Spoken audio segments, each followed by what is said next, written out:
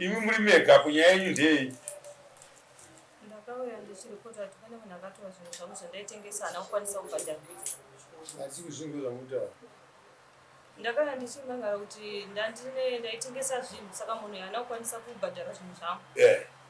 Saka munhu wacho makuseni amboya pano anga auya asina mari yedare achibva anzidzokera unotsvaga mari. Paadzokera anga aifanira kuenda kuchipatara. Saka nguva dzake dzekuchipatara dzadzakwana abva angondisendera mari yake kuti ndibhadhare dare. Iye akati ndakuenda kuchipatara. Akazvitakura saka ari kunzi mwana haana kugara panzvimbo zvakanaka.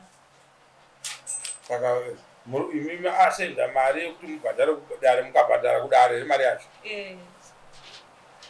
Asenda nani? Asenda mufuni mangu. Ndoba maisa mapani mari yacho. Avarapa. Wapi? Ndini mama. Ngimufoni mako. Aya. Cash. Ndangobuditsa ndikabhadhara cash. Awo. Alright.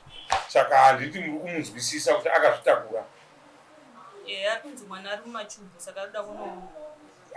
Saka ndo zvatiri kuti imi muri kuzvinzwisisa kandi muri kutaurana muchizvinzwisisa. Hatigone kumirisana nemunhu akadaro. Anouya otifira paperi pedare. Mofamba muchinzi vakanourayisa munhu kudare ndimi nemakunzaro nevanhu.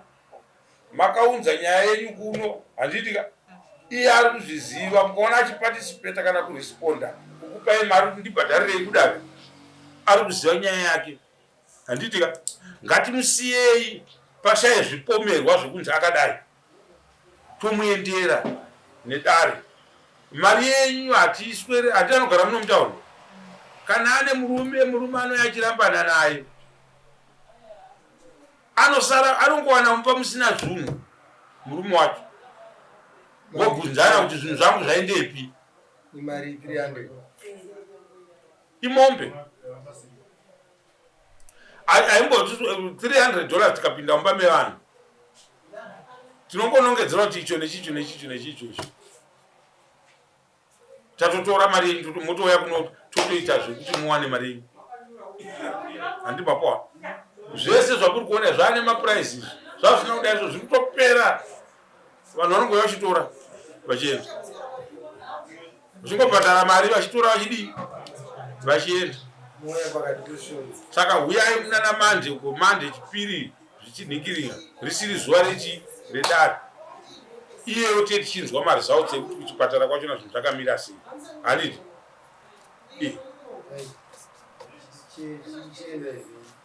Tokubatsirai.